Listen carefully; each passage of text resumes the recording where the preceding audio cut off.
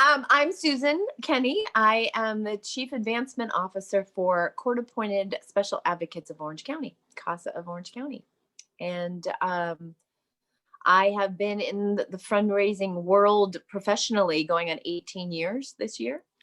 But privately, personally, I've been fundraising, volunteering for a lot of my adult life. So I'm really very blessed to be in this business and be able to be around really wonderful people who want to make a difference in the world. So, how do you fundraise during this pandemic era that we're in? What oh advice gosh, do you have? Yeah. I'll tell you, I freaked out. Like I said, been doing this professionally for so long, and my job is to meet people and to say hello and have lunch and attend events. And I really was scared. I thought, well, goodness, how are we going to do this? And after about a month, I think, maybe a little less, I settled down and just started calling people, just calling donors and saying thank you. And there was a little bit of an added stress to my situation because I had only been with CASA for 5 months when we Right. shut down. And, anybody who knows, the fundraising world, it takes about a year for a development person to truly, get themselves into the organization, get to know people, just really for people to understand, oh, wait, she's with CASA. So I just had to start calling people and introducing myself and having Zooms. And Yep.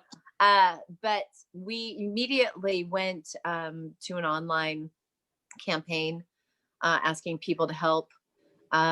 People were more than generous, immediately because they understood what was going on. We are essential. What we Right. do, we support foster youth, with an advocate, with a mentor, and that is super essential, to what's going on. And to have these kids, sort of locked away in a situation where, their advocate can't get their eyes on them, was very scary for us as an organization. But it's been great. People have been very generous. We did something I haven't done in years. We sent out a mass mailing to foundations that we didn't, hadn't had relationships with. You never know if those are going to work. More often than not, they don't. But we were able to secure a $50,000 Nice. grant, first time grant. We were able to secure a new advocate through that. And so it was worth it. But yeah, going back to some basic fundraising that I used to do, cold calling and sending letters and Yeah. it's working. Yeah, I'm sure that there's a lot of different new ways of doing things. Certainly, we've all experienced new ways. Certainly for me, I'm doing podcasts out of my home office here now. I have been for the last 11 months. And all of the work I'm doing is on Zoom for the most part. I get out every now and then. But well, before we go deeper into that, just talk about CASA. I met you. You were with another foundation, Ronald McDonald House of Orange County. We'll talk about that too. I know because that's been a big part of who you are. But talk about CASA. What is it, and what drew you to it? CASA is an organization that provides mentors, advocates for children in the foster system. So what that means is we have a army of volunteers that are matched one-on-one with a child. And they volunteer their time. Like I said, they're volunteers, and they support these kids. So for those of you who don't know, the children are in the foster system by no fault of their own. Right. These kids have experienced abuse, neglect, abandonment, and now we have decided as a state or a county that we can do a better job raising them than their situation that they were in. So we have these kids that are that need some guidance, and they need some support, and they need some love. They've experienced a tremendous amount of trauma, And so they're oftentimes moved around to a variety of different placements, and they're lost. So Yeah. when you can pair them with an advocate, somebody who gets to know them, supports them, makes checks in on them, makes sure that they're going to school, making suggestions about maybe let's look into you joining a sports team, really getting to know the kid and what they really want to do. And then that advocate takes that information back to their social worker, to the courts, and says, this is what I think will help this child thrive. Let's get him a tutor. Let's get her horseback riding lessons. Let's do something, so that they are getting the support that they need. So ideally, we would love to have the families reunified. That's the goal of all courts, reunification. If the parents can, get some education, they can maybe go through some sobriety classes, something, whatever the case may Whatever the be. situation is, sure. Exactly, but want to get the kids back with their family. Because think about it, a child grows up in a unstable environment. They don't know any different. They just think, well, gosh, this is the way that it is, and these This are my must be parents. normal, right? This must be normal, and these are my parents. Why is somebody taking me away from my parents? Even though they're being hurt or they're being neglected or whatever the case may be, they're saying, why are you taking me away from my family? So that's traumatic in itself, right? And so, anybody can be an advocate if they can make the commitment to us, and they're vetted. Our advocates go through 30 hours of training in order to just then be interviewed. They have to have all their background checks. We call everybody and your brother, anybody that knows you, to Make sure that it's not only a right. good match, but that it's a Yep. safe match. Exactly, that you're there for the right reasons. And then we offer continuous training after that as well, 12 hours of training each year. But we ask you to make a 2-year commitment. We don't want more instability in these Right. kids' Make it lives. worse if you just keep churning them through. Absolutely. Exactly. They need to build trust and they need to be supported. And so we have some statistics that say that if a child in the state of California, or when a child in the state of California is paired with a CASA, so foster youth have a graduation rate of typically 52%. Okay. You pair them with a CASA, that jumps to 92%. Wow. Huge Yeah. difference of having a It's mentor and an advocate absolutely. exactly. And then you like 70 to 80% of the prison populations were former foster youth. So you pair these kids that are on this track, to potentially be incarcerated or homeless. 1 in 5 people who are homeless were once a foster youth. So you pair them with somebody who cares about them, who's checking in on them, who's mentoring them. And then quite honestly, they are changing their lives by being an advocate for them, Right. um, it's amazing. Teenage pregnancies drop when they're with a CASA, when they have a CASA. I mean, it's amazing. It's life changing. You're And giving so, these kids a chance that they otherwise might not have had.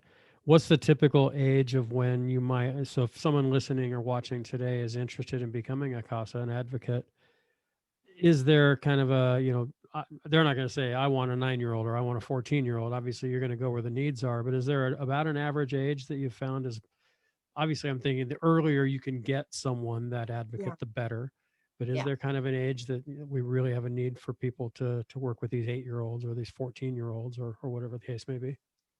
well, so we do work with the CASAs to pick the right match for them, because it's also about them. Like, we Sure. want you to make this commitment. And Yeah, if so you're going we've to commit had for 2 years, it needs to work for you as well. Yeah. Sure. So we've had advocates contact us or, come into our program and say, I think that I'd really be effective with a teenager, or I think I'd be really effective with, Not with a teenager. Yeah, no. Yeah.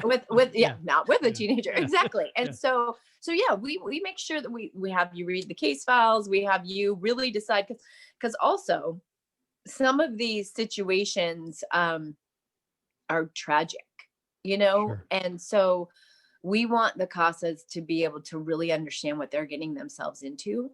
And if this is something that they mentally can't handle themselves, we want them to be prepared. So they read case files, they work with their case supervisor, which on our staff, to find the best match. So with that said, the kids that the majority of the kids that really truly need the support are teenagers, because and it's horrible to say, but this is a word that is used, they're unadoptable. Right. They've gotten to an age where there are beautiful people out there who do take that, who do adopt teenagers, but more often than not, the younger children are going to be the ones that are adopted. Have you ever seen Instant Family, that Mark Wahlberg movie? I've not. I remember the previews and I remember what it was about. Yeah. Yeah, it's fun. It's a funny movie, but it's Right. a perfect example to kind of digest what goes on. It's he and his wife want to foster some kids, and they go to this, day where Mhm. there's all these children around, so they can kind of get to know them, and they meet the two younger siblings. There's three kids. You don't know this at the time, Right. but there's these two younger kids. They're like, oh, they're so cute. Okay, let's take these two, Mhm. and then the older sister says, hey, what about me? Yeah. And she's over there with all the teenagers, and they're like, oh, okay, Package deal. Yeah, yeah. absolutely. So we want Yeah. to keep you all together. So anyway, it's a good movie to see. But so yeah, teenagers, ideally, like you said, Yeah. the younger ones, get them an advocate as soon as possible. But it's so complicated. The foster system is so complicated because a child could be in the system, but they could be living with a relative. Right. But the case, because they've been removed from their parents, puts them into the system. So, but they may not need an advocate because they're living with grandma and grandpa, or maybe they do still need an advocate. Or I they mean, want to go back to mom. yeah, yeah, yeah. Yeah. We would love to put an advocate with absolutely every single child that's in the foster system. It's grown, gosh, in 2019, and 3,100 kids in Orange County are in the foster system. Wow. This last year, it's now close to 3,600.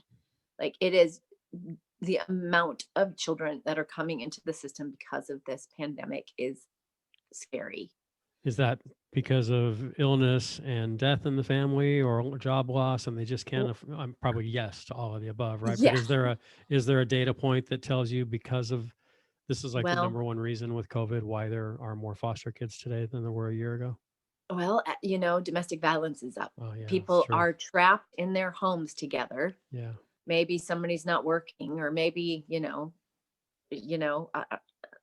if you were stuck in a home with somebody that you maybe don't necessarily like, it's going to Right. create some chaos. Yeah. And so it's been mostly that. Traditionally, if a child is being abused, their teachers would see a bruise or a mark or something, They're or not now. You can't see um, that on Zoom. a coach. And then you lock these kids up in a house with, the stress of everything that's going on with their parents. We were not finding out about the kids until the police were involved or they were in the hospital. Hmm. So very, very tragic year Yeah. for everybody, Yeah. and so, I had a but pastor on earlier in the year from our church, actually out here in Chino Hills, who was talking about, and this was in April. It's hard to believe it was that long ago. He was talking about how domestic abuse reports just in the Chino Valley, let alone Orange County and anywhere else, were up. I think he said 17 or 18%, which it's probably higher now because it's been going on a lot longer.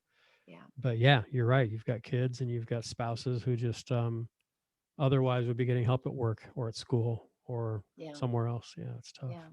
But the silver lining of it is we have so many volunteers coming in. Good. We swore in 250 people last year.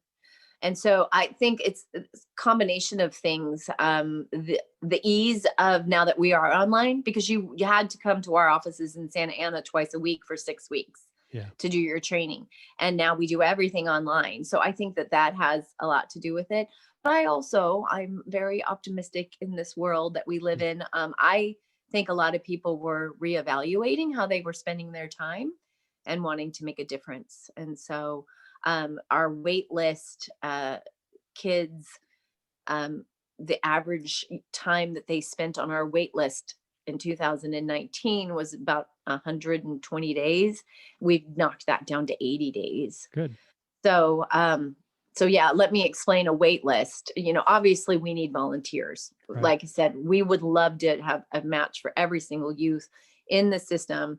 That's not a reality. But our job is, our volunteerism is not your everyday volunteerism. Like at the Ronald McDonald House, go make a meal. Yeah. How wonderful was that? That made you feel amazing. You got to see the families. You got to do that. We don't have that. It was one-off. Yeah. One-off volunteer opportunities. And so anyway, these angels are coming in record numbers to support us. And it's both, it's beautiful, but it's sad. It's sad that it's needed, but it's beautiful that Exactly. people are doing Yeah, something. sorry, Yeah. I was talking about our wait list. So the wait Sure. list, the kids, if we don't have enough volunteers, will wait, you know, on, but also there's very specific needs of some of these kids. They need somebody who speaks Mandarin, or they need somebody who speaks Spanish, or it's a boy and we don't have enough men volunteers. You know, a lot of our women volunteers for women is higher across the nation In everything. Yeah. in everything. Yeah. So we do have more women than we have men. We need so many men to be advocates and mentors for these kids, these teenage boys that would really thrive, right? By having somebody, you know, who's had this beautiful, blessed life. We need people from the LGBTQ community, you know, Sure. so that these kids, you know, they have someone they relate to. Sure. feel like somebody that's in their corner and supporting them. And Yeah. so, but most of the kids that we serve are from Hispanic, and not that there's more girls than boys. I mean, I think it's pretty Right.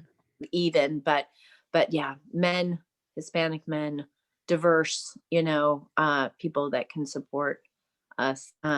So some kids could be waiting on the waiting list for a little bit longer because we just don't have the right match for them. We're not just going to throw anybody at them. We need Sure. to make this a quality match, you know. Do they So- age out at 18, or is it a little bit older? I know in some organizations it goes a little bit higher than 18. So we just actually, I think it's been 10 years that AB 12 was passed. I'm pretty sure that's the right one. AB 12, where we extended, changed the law to extend it to 21. Okay. So I don't know about you, but when I was 18 years old, and if somebody cut me loose into the world, I would, and then to have this trauma that I, you know, been living with, or I would not have survived. Right. So the fact that we have 3 more, and the child can, or, you know, young adult can opt to stay in the system, or they can make the decision, say, no, I'm done, you know, so I'm 18, I'm going to go take on the world. But the law has changed, and there has been significant amount of less homelessness, because now these kids have somebody guiding them, saying, hey, I'm going to help you fill out a rental application, or we'll figure out how to get the deposit for your apartment, or I'm going to help you fill out an application to get a job. You know, it's just those life skills that we don't necessarily start to think about teaching kids until it's like, oh yeah, you've got to go get a job. Yeah, You're let's 18, teach you. Let's do just-in-time training. You need it now. Let's train you now. Yeah, exactly. Yeah, exactly. Yeah, we don't teach kids in high school how to run a budget or how to, you know, run a business, and yet we send them into the world to go run businesses with no training. Join the military. Yeah, I mean, there you know. Go. Yeah. So anyway, so 21 is the age where they age out. Is there data? I'm sure everything's data driven, so I'm sure there is, but what does the data say about the success rate of, you shared a little bit, I think the percentages go from 52% to 92% if they have a CASA, an advocate.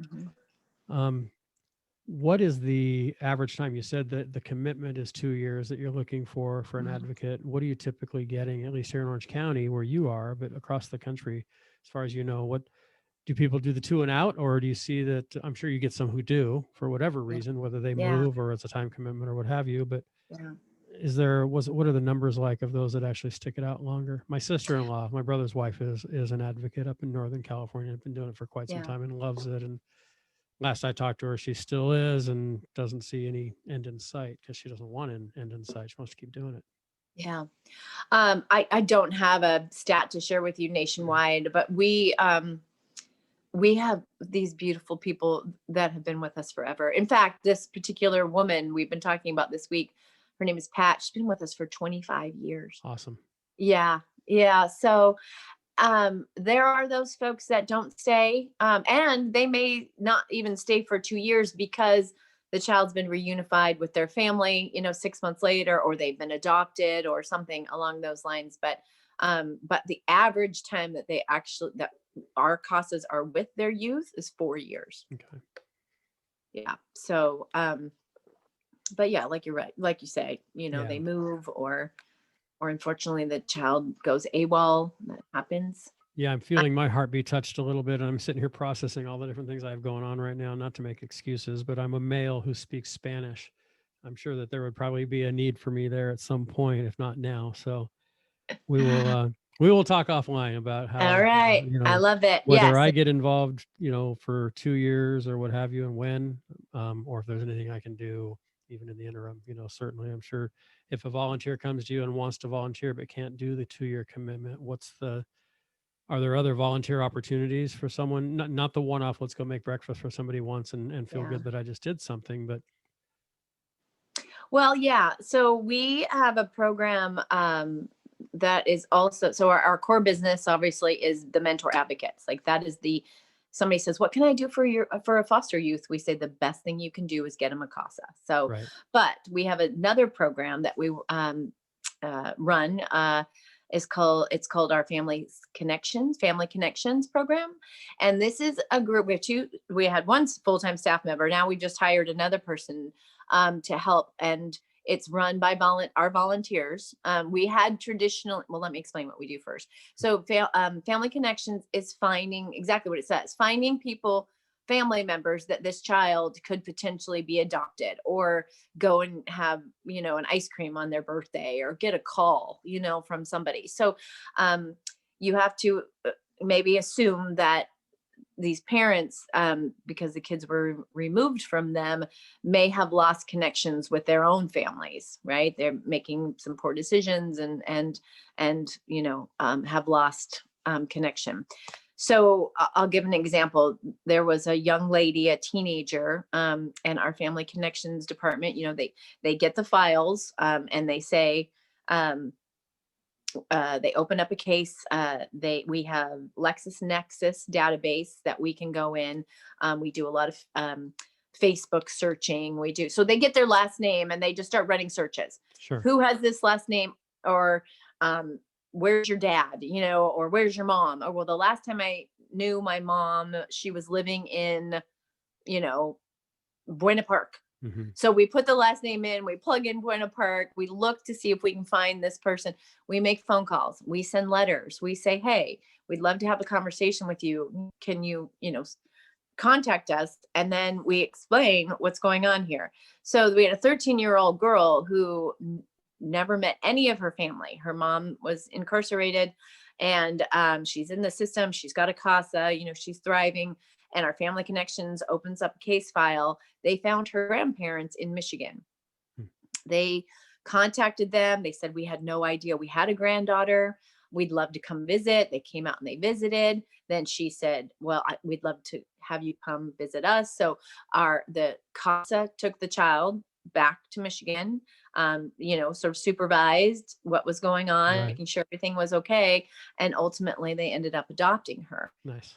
We have stories like that all the time. Or we found a baseball coach who the kid really loved when they, were in T-ball. And now the baseball coach is calling them every birthday just to say, hey, I'm checking in, how you doing? Or a teacher. Or doesn't just happen in the movies, huh? It actually happens in real life too. Oh my gosh. We just had the most beautiful story too the other day that came about where this poor boy, he just turned 18. He had been in the dependency, in the system for, several years, and had multiple placement after placement after placement, just no stability. And our family connections team was able to find his aunt. And he wasn't thriving during COVID, like a lot of kids are, but these foster youth have so much more to deal with. But he wasn't thriving, wasn't doing well in school. He did have a CASA, we were doing our best, but found his aunt. And now he is graduating from high school. He's got a job as a welder.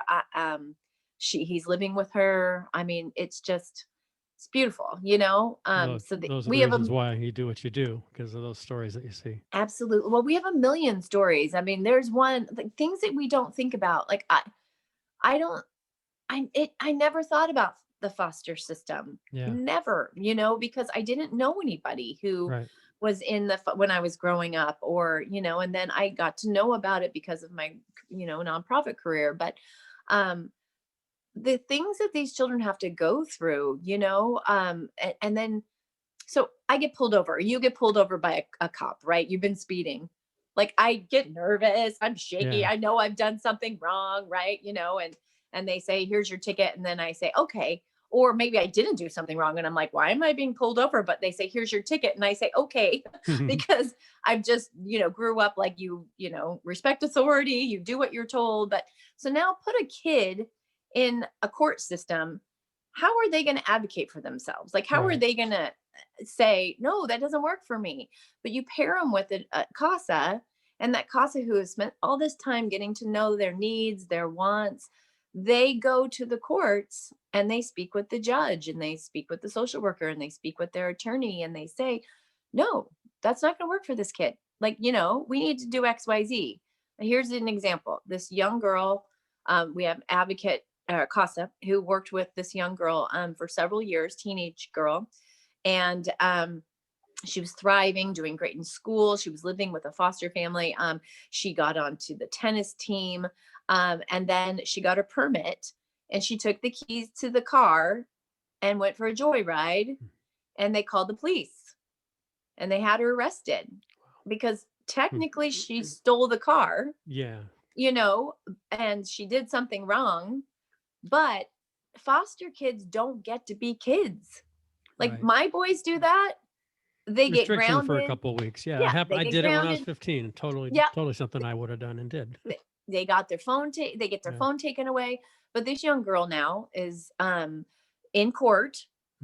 Her CASA shows up to have a conversation and say, no, judge, let me tell you, great young lady. She's thriving. She's doing this. She's doing this. She's doing this. She's like, if you put her in juvenile hall, you will change the trajectory of this young lady's life. Right. You really will. And he said, she's like, my boys did it. I'm sure your kids did it. And he said, you're absolutely right. I'm not going to. Good. That's what these advocates do. They change their lives. So that's awesome. We need you, Ed. No, I know. I hear you. I'm hearing the call. Yeah. Yeah. We'll talk. You and I, we know each other well. We'll have a conversation for sure. It's hard to get off this topic because I'd love to spend the whole hour talking about foster kids and how we can help. And I will finish back on that.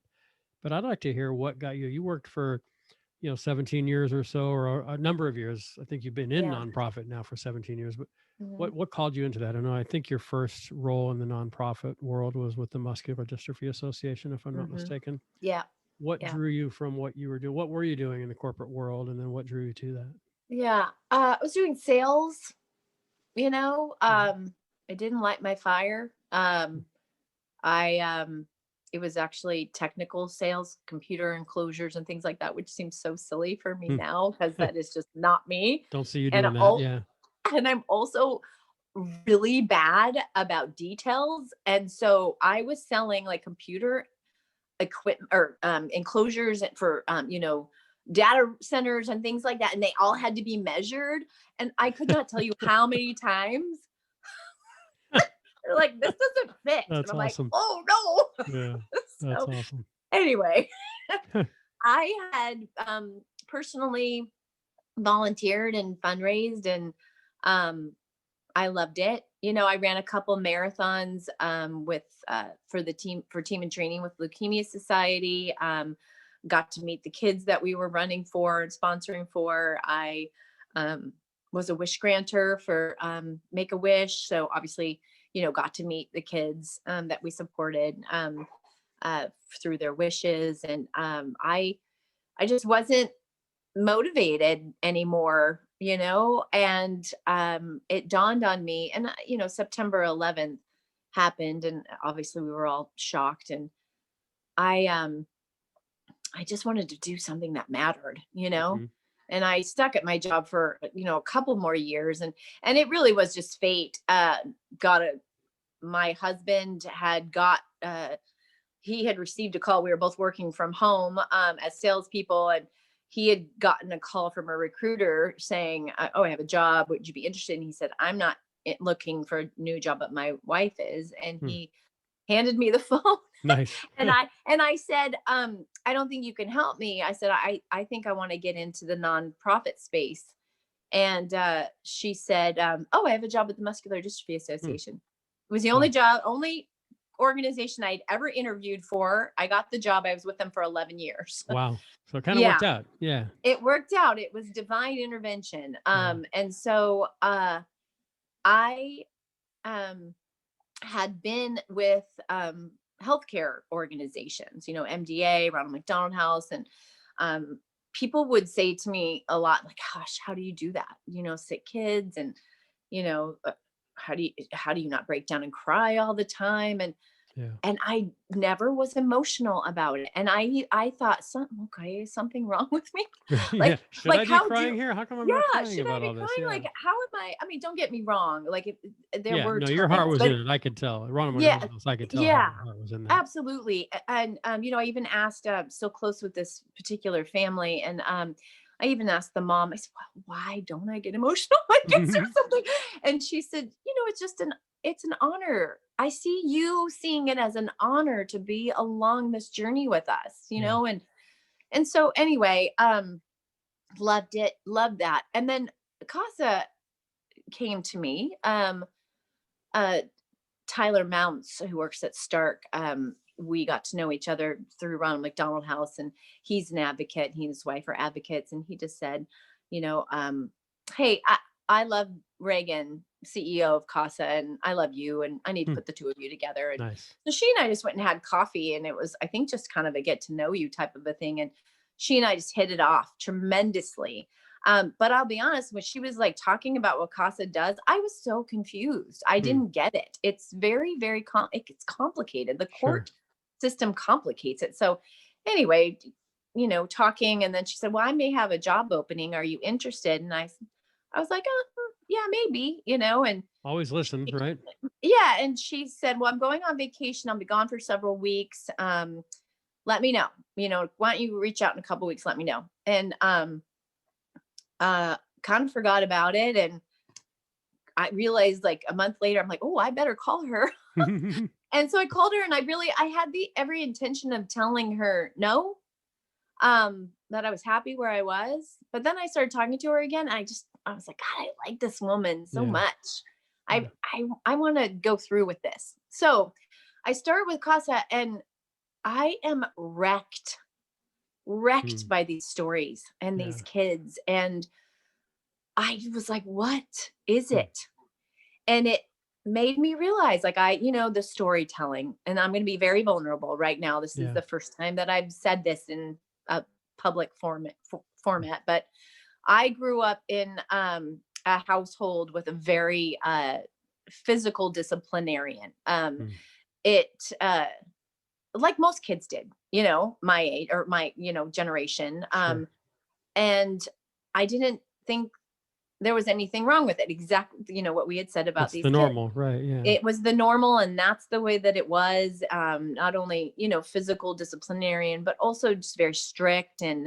Um, and it, as an adult now, I realized that really did affect me, Yeah. and the way that I parent my kids. And never in a million years would I lay a hand on my kids. And so I think that I can truly identify.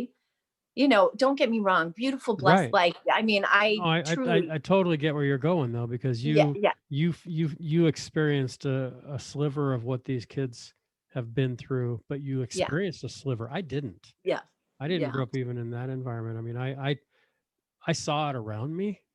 Maybe Yeah. not when I was a kid. When I look back now, sorry, I interrupted. I'm going to No, stop no, for no. a second, Go but ahead. no, it probably as a 12 or 15-year-old, there could have been foster kids around me and I wouldn't have known then. Now Yeah. looking back 40 years later, it's like, oh yeah, of course. Why didn't I see that? Or why didn't I see the abusive situation that that kid was in? You know, why Yeah. was he always hanging out at my house and scared to death when dad called and he had to come home? And it's like, oh, I'm going Yeah. to get a whooping. You know, well, a whooping to me is like, oh, dad's going to say, don't you do that again. A whooping to him is he's in Yeah. his bedroom crying because his butt hurts from a Yeah. whooping. Yeah. So anyway, continue. Yeah. Yeah. Yeah. So that's, I finally realized that I never experienced any childhood sicknesses or anything. Right. So while I loved what I was doing and I loved the amazing families that I worked with and the donors and that sort of thing, And they loved you, by the way, because I know a lot of those donors and I met some of those families. So well, I know thank they you. felt a tremendous loss when you left. But anyway, so yeah, you definitely Well, connected with those people. I can I see that. feel like again another sort of divine intervention that led me to CASA because I it I've been there a little over a year now, and it's led me on sort of a personal journey as well to um, deal with some things that I didn't realize that there was an issue. And Right. again, don't get me wrong, like I have never wanted for anything in my life. I've just been incredibly fortunate that my parents always supported me. Again, I don't want to say I was abused, Right. but I'm Right. just saying it was looking back at it now and as a parent now, I'm like, ooh, Hmm. Yeah. that wasn't so great, but Yeah. everything else was great. But anyway, so Sure. That could have it's been led me different. on Sure. yeah, it's led me on this like super passionate obviously about what I do for CASA, um but also a sort of a self-discovery and kind of doing some healing for myself. So Helps you have that passion for what you do. I know if we, a lot of people just have jobs and they just do the job because either they're good at it or it pays the bills or what else am I going to do? Or maybe some semblance of all of the above. But when you have that passion for what you're doing, I mean, I get to work with family businesses and I didn't grow up in a family business. And my experience of it has been working in family businesses in the past and now seeing a lot of the things that they're going through in succession and transition. And it's a passion for me. But I look at what you're doing and I look at the fact that you can empathize a little bit more with some of these kids to a certain extent. And again, yeah, like you said, not because you had this horrible childhood, but I mean, yeah, you did have some things that probably you would have liked to have seen done a little bit differently. yeah, And that's the story of the life of yeah. these kids. But I mean, if we want to go, sort of deep into that, this healing that I'm doing, it's everything that I've experienced in my life has gotten me to this exact point, and so I wouldn't Mm, change it. very So cool.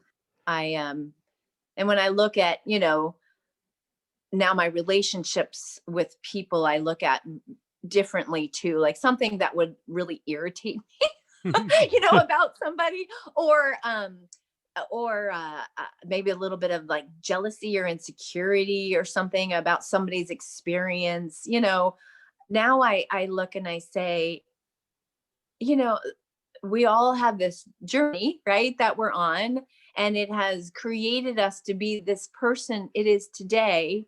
And if they could maybe do a little support or healing for themselves, things could be a little bit different. Like I Mhm. identify people who maybe I still have a little bit of that broken inner child. You know what I mean? Should we And do some therapy now, Susan? yeah, You yeah, lay yeah. back on the couch and I'll ask you some questions and yeah. Well, so and not to go completely off topic here, but Right. I have started working with I'm volunteering time with the Extraordinary Lives Foundation. Mm, Mara James, she is all about children's mental health, and she has guided me into talking to a variety of different people. Again, not that I thought that I was broken or anything was really wrong with my life, but it's been really lovely to kind of identify some things and say, oh, mhm. okay, well, Yeah. I, I've made some changes, and now like my relationships with my boys is really a lot better. Not that it was ever bad, but they're now teenagers. I'm looking at teenagers thinking, oh yeah, I was a 14-year-old once, and that's Yeah. why we're arguing right now. Yeah. So anyway, I've gone down a rabbit hole, but Well, no, that's okay. That should be the name of this podcast. Seems like I take it into a rabbit hole every time. And you can see your boys now, and you can see these kids that you're representing through CASA, and think, man, there's a lot of boys and girls out there that are the ages of my kids that don't have what I had and don't have what my kids have. Has there been, as you look back in your career, Susan, has there been kind of a tipping point where you just thought, I mean, yeah, I wasn't happy working, selling computer components and so whatever it forth, was. whatever. Yeah, I can't even remember what it was. And that was 5 minutes ago in the conversation. That's how boring it was for me to hear about it. No, I'm just teasing. It was so boring to do. I can imagine doing it for so many years. Yeah, thank you. That's, radios are turning off left and right hearing about this. No, now let's get them to turn it back on. Can you go back and picture a point? Was it that conversation with MDA, or was it, more recently in talking with Reagan, or somewhere along the lines where you just thought, I definitely know this is, whether it's MDA or Ronald McDonald House or CASA or wherever, but this is the type of work that I know I want to do the rest of my life? Oh, wow. That's a good question. I can't really identify a specific time frame. It's just like when I was with MDA, it was so much fun. And again, people would be like, she has a screw loose because she works with like sick children and families, this sort of thing. But we had so much fun. But, and it could be incredibly challenging. I mean, like we had over 100 events like in a year. The things that we were doing with, I was responsible for the Southern California region at one point, which was 7 offices. But so we were just constantly go, doing all these events and meeting all these people. But I think that at some point along the way,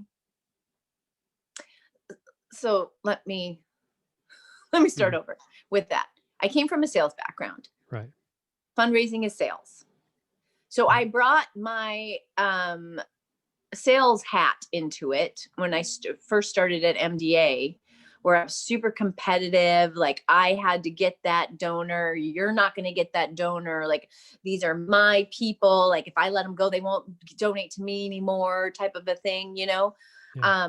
And every time I did get a donation or something, like it's, so exciting because it was like almost like, hey, I got it was like a sales win, It wasn't, I hadn't matured enough to understand that I was this collective, that I was changing the world. I was changing lives. I was saving lives. It did not dawn on me until years later that what I was doing was not a sales job. It was something really an honor, I'm getting super emotional right now. So, but it's truly an honor to do my job because I get to go to work every single day, and I get, and the tragedy of these children's lives, is a big part of, what motivates me. But I get to go to work every single day being, blessed to meet people like you, like Gary Ryan Moore, the Katie and Jenny, that have made it a mission to run their businesses and give back. Right. Yeah. So, and I get to be the one who gets to see their giving back every single day. So I get to see the good in people every single day. That's awesome. It is awesome. And so so I don't know when that happened exactly. It happens a lot, it sounds like. Yeah, no. The transition from, but I mean, like, you have that feeling of almost that kind of right place, right time. Look what I would have missed out on if I wasn't in this type of thing. Yeah, 100%. Yeah. In fact, I still sometimes forget what I do. Like, no, it sounds weird because it is a job for me. Of course. So, and sometimes we just forget, like, I'm doing a job every single day so that I can take care of my family. But then when I sit back and I think, and I'm like, okay, yeah, it's the awesomeness of getting to meet these beautiful donors. It's the awesomeness of hearing these stories and seeing these kids that their lives are changed.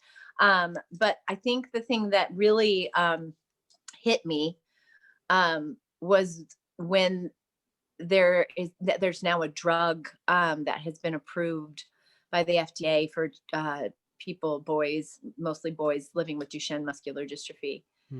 And and there's also treatments coming out for ALS. I lost my mother to ALS. And so it's, I sat back and I thought, oh my word, I did that. Yeah. And I immediately, like, all my MDA girls that I'm still in touch with, like, big, huge group chat, look what we did. Right. That's really cool. That's that feeling of, okay, I'm working because I got to feed my family. Yeah. But I'm not just working to feed my family. I get to do something that makes a difference. Yeah. So that was magical. And then, like I said, these beautiful stories that I hear every day from our case supervisors are like, I want to share this, look what we did. It's just, it is a beautiful, beautiful feeling. Yeah. So what are you learning this year? This is a question I ask almost all of my guests, since most of my guests have been during COVID. And here we are still. We had a conversation before we started recording about the vaccine and everything else. Yeah. What are you learning through this that you either know you will or you really hope you will keep with you? Whether it's, I know a lot of people say, well, I'm getting closer to my family. And if that's your answer, that's a great answer, by the way. I hear that a lot, and I am too. But is it that, or is there anything else in addition to that? Because I know you are. We talk a lot, and I know that you and your boys both, or all three, just went through COVID. You've had that experience. Unfortunately, fortunately, you're all better now. But has there been a takeaway in the last, now, gosh, we're really almost 12 months into this. This is our 12th month of COVID now in this environment. Anything that you're going to, or that you hope you'll take with you once we're back into a day in the life the way it used to be, if that ever is going to exist again?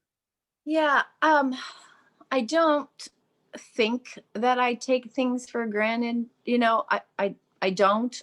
I mean, I write in my gratitude journal, my 5-minute journal every day. So do I. I know how blessed I am. Like I said, regardless of the situation of my childhood, I have, again, I've never wanted for anything. I have a very, very blessed life. A couple things though. So my boys, I have 2 teenagers, 14, almost 16. Hayden will be 16 next week. Wow. Crazy. Yeah. So crazy. But when in the world are a 14 and 15, almost 16-year-old going to want to be at home with their mom? They're forced to be home with their mom. Yep. And we're having breakfast together. We're having lunch together. We're watching shows together. Like all of these things that, and I've got beautiful boys. They're not struggling. Thank God. They are, they're doing great with school and that sort of thing. But I am embracing it. I'm just like, thank goodness. Like the silver lining of all this is that I, get to spend time with them. And so, but I have a boyfriend who lives overseas right now, and it's hard. Yeah. He's not coming here. You're not going there. Yeah. No trouble for a while. Yeah. I took that for granted for sure, that he and I would just be able to see each other, when we could see each other, whenever we wanted to see each other, and so we've gotten very creative. We have date nights where we get all the same ingredients and we make the same meal together, and we get the same wine, so at least we're sharing the same wine. He has reinvigorated my love of reading. I used to be a voracious reader, and then I stopped. I think because I had so much coming at me. I had ADD. I couldn't focus. And this year I've been able to slow down, and we're reading the same books. They're, beautiful novels, but also like some self-help books. I've reread the 4 Agreements again this year. I read The Alchemist for the very first time. I can't believe I've never read that book. Nice. Yeah. I just bought The Atomic Habit, but anyway, so we watch movies together, How fun. You're So making the most of it as you can. Yeah, we're sure. making the most of it as we can. So it's interesting.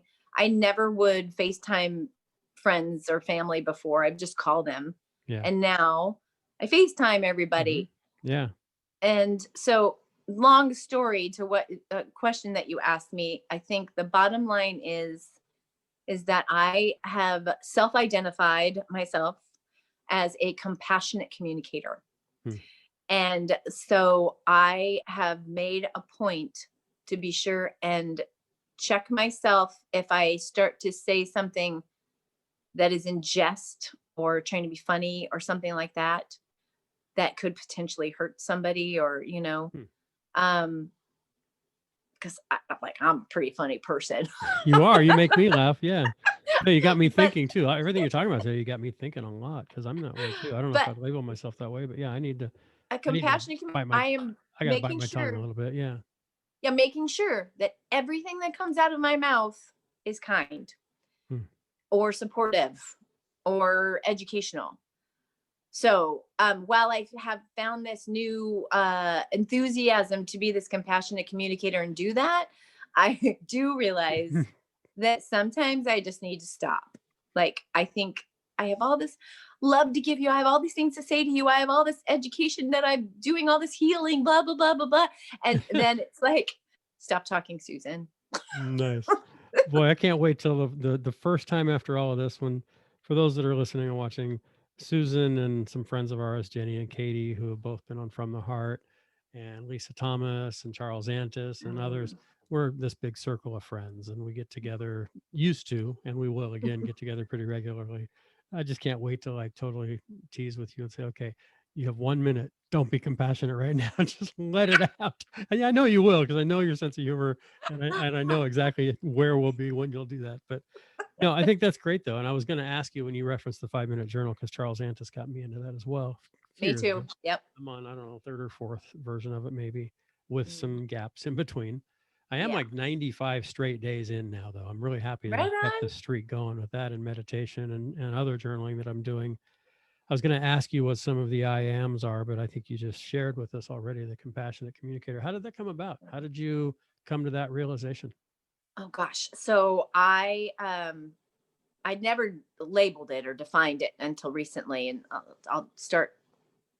I've been doing that for a while now, though, like trying to just be very uh, thoughtful, make sure that everybody that I know knows how I feel about them. And I started that a while ago because Tuesdays with Maury. Did you Hmm. read that Oh book? yeah, one of my Mitch favorites. Mitch Albom. album. Yeah.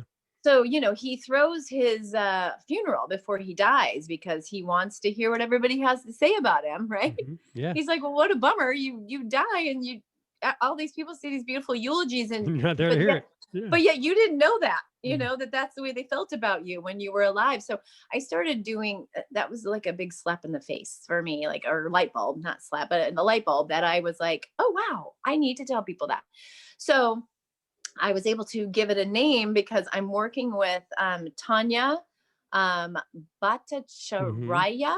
Did I Yeah. say that right? Yeah. Tanya You see B. with New Horizons for Women, Yeah, or New something like that. Horizon or New Directions for New Women. Directions for Women. So Yeah. yeah, so she has just started her own marketing company, Hmm. Lumos Marketing.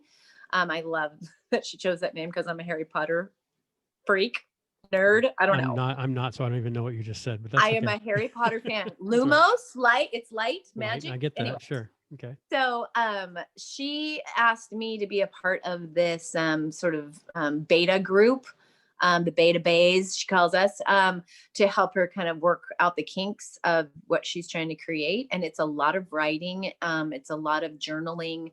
Um, and I just, free write Mhm. about things. Like, one of my favorite things to do is to connect people. Hmm. I love, love, love to find, like, so I am going to brag about myself right now. I connected Katie and Charles. Cool. I met Charles and, mission to save the world. I met Katie separately. Amazing. She wants to do good things. I was like, those two need to meet. I put them together and said, you two need to meet. They went to lunch and they said, why are we here? Hmm. And Charles said, I don't know. Susan just said we needed to meet. Let's figure it out.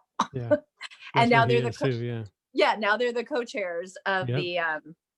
around the McDonald House expansion. But anyway, so through working with Tanya, I have this, I don't know what it is, or if I need to define it, or if I need to like create something with this connection ability that I have.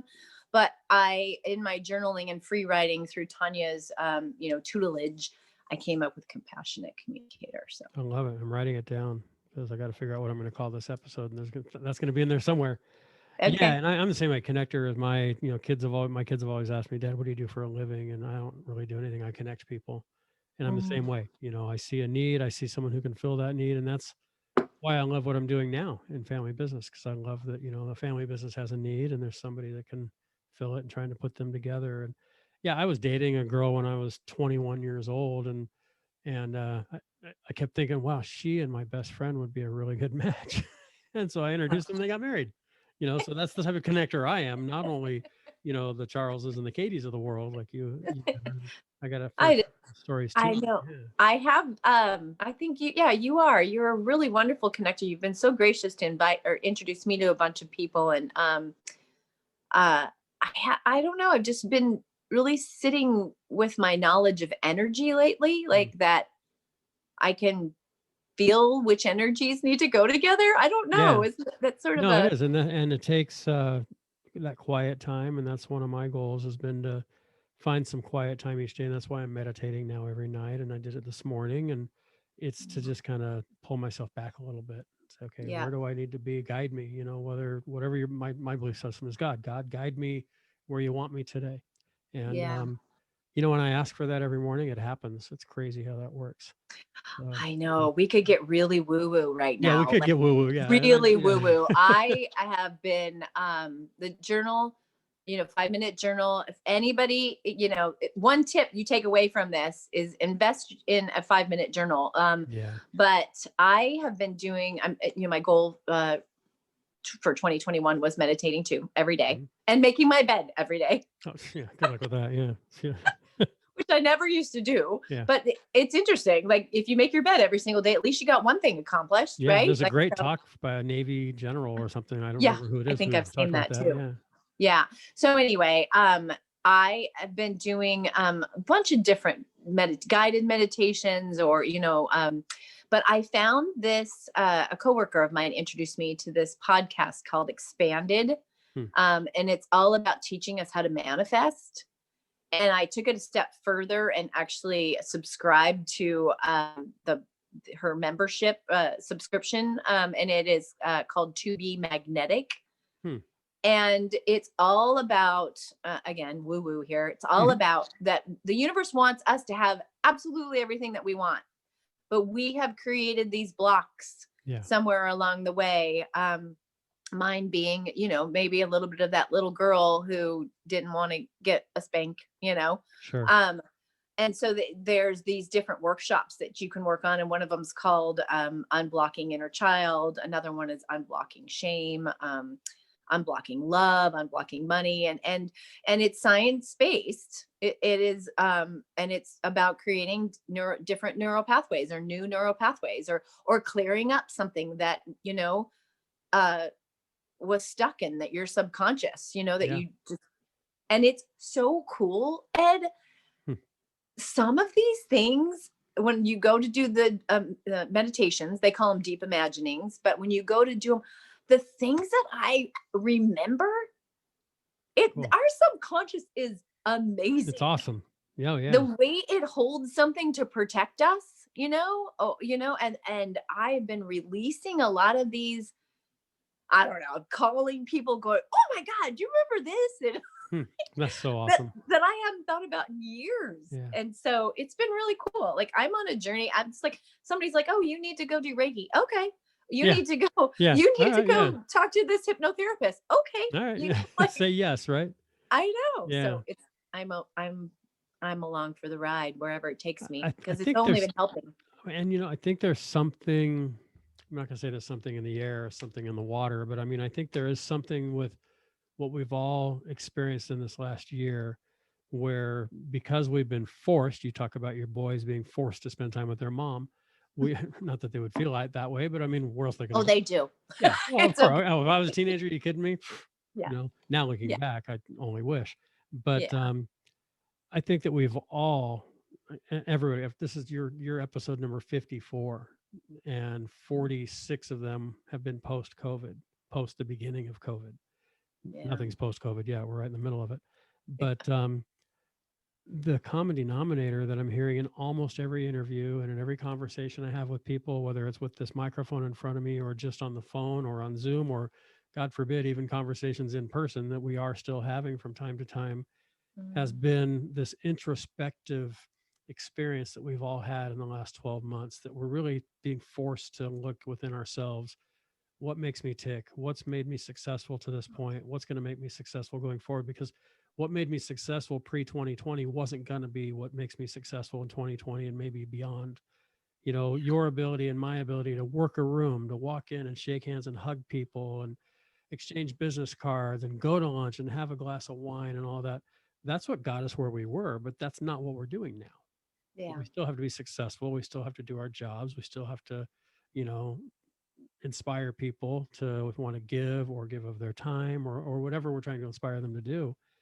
And so I think a lot of us, you, me, I know Jenny, Katie, Charles, Wing Lam, Tam Wen, a lot of the people that you and I know all mutually, everybody seems to be on a little bit different path and journey now than maybe not Charles. Charles has always been weird and doing this stuff forever, as long as I've known him, but and he'll hear this and he'll laugh, but because he knows he's weird, and everybody who knows Charles knows, there's a little bit, he's just, I don't know if it's, one card short of 52 or what, I don't know what it is, but he's awesome. He's one of my favorite people, but we're all on this journey.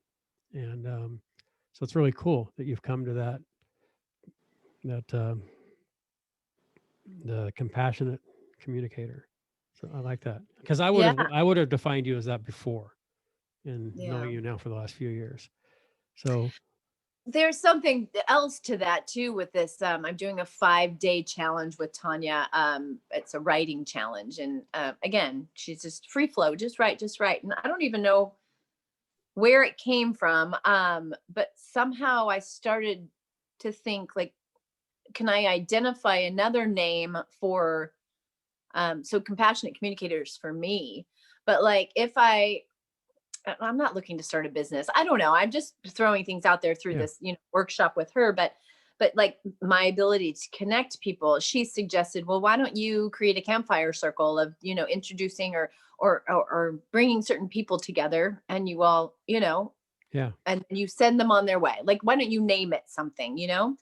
And so in my writing the other night, I started to think of, like animal groupings, like, what is it? A herd and a mob and a murder. Like, is that crows? Crows are a murder. And, and I came across like pride. And I went to go look up like what pride truly means. Right. And it's true. The women, the lionesses are the glue. And they work together to make the pride work.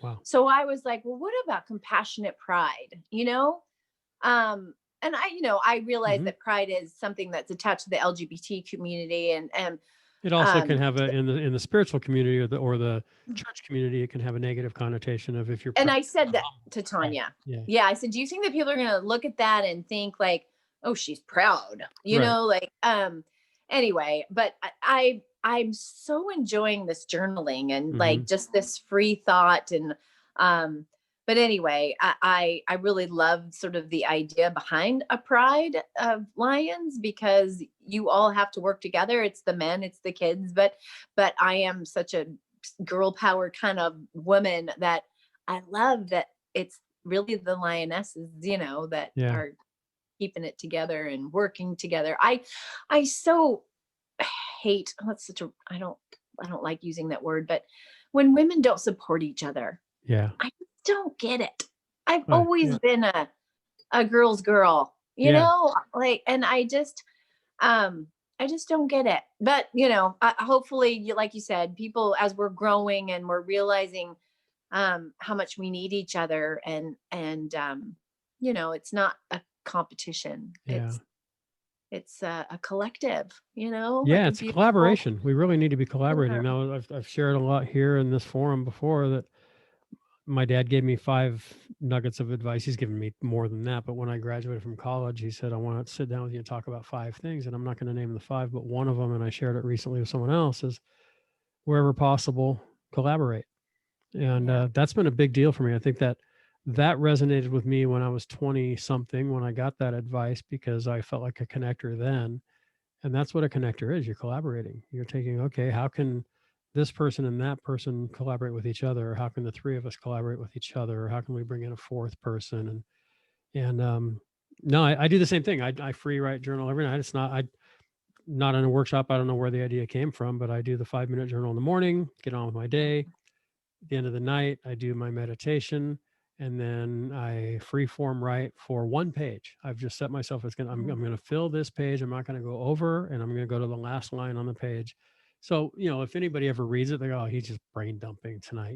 He's just writing for the sake of writing. And there are those nights, but the massive, and then I finish with the 5-minute journal at night. What went well, what could I do better? But the big deal for me has been some of those ahas I've had about my career, about relationships, about a relationship. We've had massive loss during these 90 plus days in our family. We bought a house in these 90 days. A lot of great and a lot of really crappy things have happened in these 90 days, but I've been able to write about every bit of it. And so, however I was inspired to do it, where it came from, thank you. And I'm sure you'll not only look back at this time in your life and feel that way too, but you're already seeing it, which is really cool. So so how do people get a hold of you? Somebody listening today wants to know more about CASA, or wants to get to know you better, or connect with your pride, or whatever the case may be. What's the best way for them to reach you? Well, you can email me if you want. It's skenny, KENNY, at casaoc.org. CASAOC.org. Or you can find me on LinkedIn too. I do a lot of networking and finding and communicating with people via LinkedIn. And you can also call me at my office. I'm not at my office, but the calls will be redirected to me. It'll get to you, yeah. Yeah, exactly. 714-619-5141. I'll put all that in the notes too. What about so I'm assuming if they want to learn more about CASA, it's just CASAOC.org. CASAOC.org. I would, if I can impress upon you the importance of how much we need people. I know I mentioned men and Spanish speakers, but I mean, anyone, really anyone who has the drive and to attend one of our information sessions. You can find it online. It'll say volunteer. And then it'll say, advocate role. So the information session, we do our darndest to talk you out of it. We give you the dirt down and dirty of just so people really know what they're getting themselves into. And no surprises, right? You don't want them to be all in and they go, wait, you need me to do what, for how long? No. Exactly. Yeah. So the information session, if you have to, if you're interested, you have to attend an information session. And then if you want to move forward, you'll complete an application. But it's, I know this because you are a gentleman of service. But the advocates, the CASAs say they get more out of it. Like whenever you give, it's, and when you are given the opportunity to do something for somebody, doesn't it feel special and amazing? Yeah. So these, and they become a lot of these become lifelong relationships. We recently found out that not recent, I guess it's, I don't even remember what day of the week it is, with COVID, but it's, he is the best man, or was the best man at his kid's, wedding. It was, so that's anyway. awesome. Yeah, I have my guest that's airing now, right for episode 53, Dave Deroser. I don't know if you know Dave or not. I met him through Lisa Thomas, and I know you know Lisa. Yeah. On our podcast, where I was sitting right here talking with him a couple of days ago, someone told him once, to your point about how good it feels to give. He says, really, the most selfish thing you can do is give and serve. And that doesn't, when he said it, it didn't register for me, because I thought, well, giving and serving is not selfish, but it's because of how good we feel.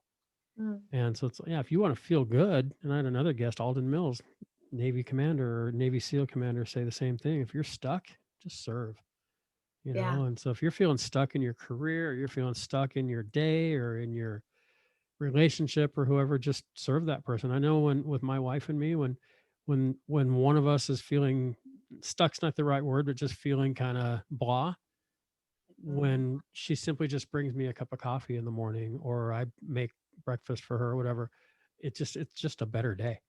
Yeah. It's something we don't even think about, but when we do that, it's like, wow, so when you're stuck, just give, just serve. Yeah.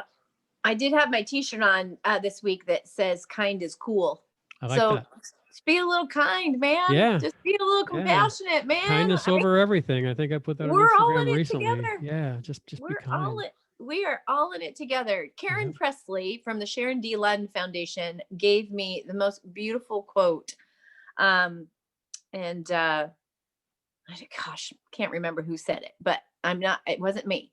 Hmm. But it is, we are all just walking each other home. Ooh, I like that.